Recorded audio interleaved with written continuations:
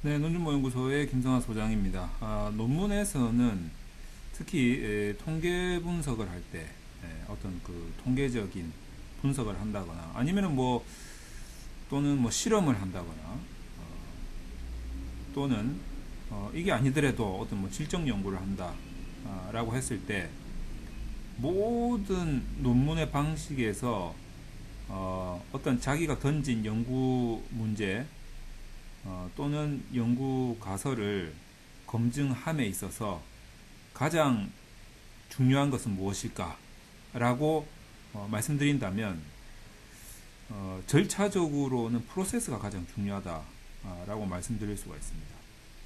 일단 이 프로세스라고 한다는 것이 어떤 거냐면 자신의 그 연구 문제를 검증해 나가는 이 과정들이 그냥 하나만 있는 게 아니에요. 여러 가지 단계를 이렇게 거쳐야 되는데 이 단계가 이게 만약에 1단계다, 2단계다, 3단계다, 4단계다, 5단계다 했을 때 이 흘러가는 이 프로세스가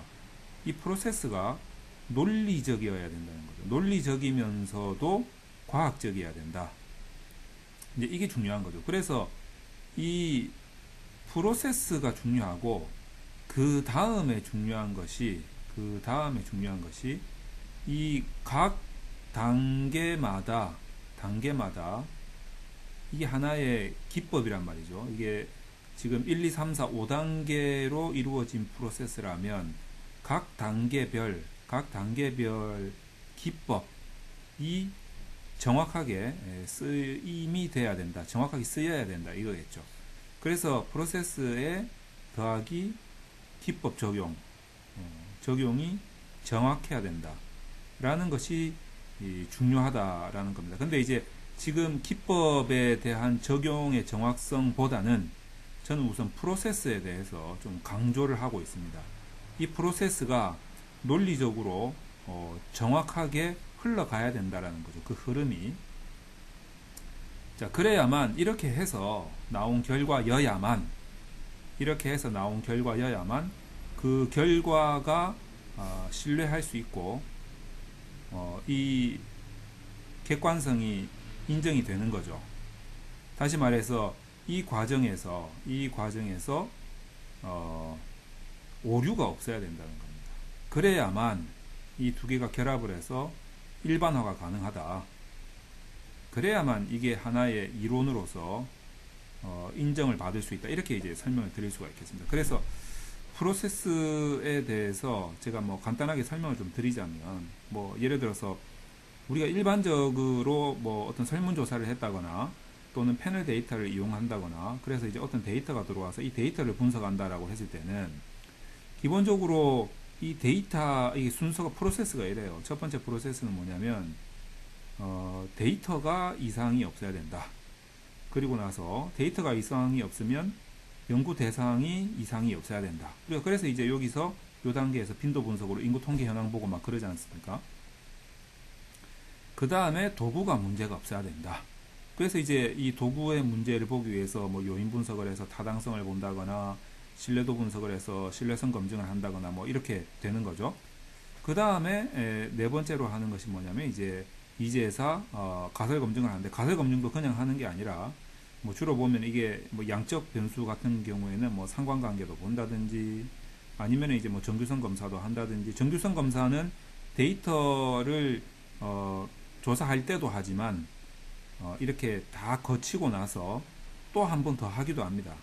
자, 이때 하는 정규성하고 이때 하는 정규성에 대해서도 제가 설명을 드린 바가 있는데 요 사이에는 변수 계산이라는 게 들어가는 거죠. 이것도 하나의 프로세스입니다.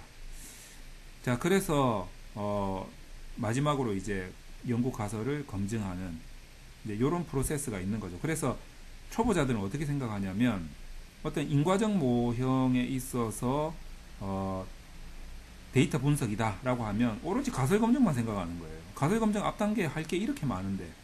자, 그래서 이런 프로세스가 중요하다는 거. 그 다음에 이제 뭐 개발을 한다거나 뭐 도구 개발이라든지 지표 개발이라든지 이런 걸 할 때는 이제 기본적으로 이제 첫 단계가 뭐냐면 선행 연구 또는 문헌 고찰을 통해서 어떤 항목을 도출하는 거죠. 도출을 해야 되고, 그럼 이제 여기서는 조금 이제 뭡니까, 연구자의 주관성이 좀 개입이 될 수 있으니까 이 주관성을 최대한 객관화시키기 위해서 전문가 조사를 하죠. 전문가 조사를 해서 뭐 FGI 같은 거를 한다든지 아니면 이제 뭐 델파이를 한다든지 해가지고 최대한 이 항목을 약간 이제 걸러내겠죠. 그래서 이제 객관화시킵니다. 객관화시키고, 그 다음에 사실 뭐 연구의 종류에 따라서는 여기서 끝내는 경우도 있어요. 끝내는 경우도 있는데, 이 개발된 항목이 예를 들어서 소비자가 또는 일반인이 또는 수요자가 적용받을 수 있는 항목이다. 그러면 거기에 따른 이제 뭐 수요자 또는 소비자 또는 뭐 일반인 에 대해서 조사가 들어갑니다. 조사가 들어가서 나온 것을 가지고 뭐 요인 분석을 한다든지 뭐 군집 분석을 한다든지 아니면 신뢰도 분석을 한다든지 해가지고 이 객관화된 것을 보다 더 객관화시키는 거죠. 왜? 일반화시키려고. 자, 이런 그 일련의 프로세스들이 있습니다. 이 프로세스를 논리적으로 잘 짜는 것이 논문에서 가장 중요하다. 이렇게 말씀드릴 수가 있겠습니다.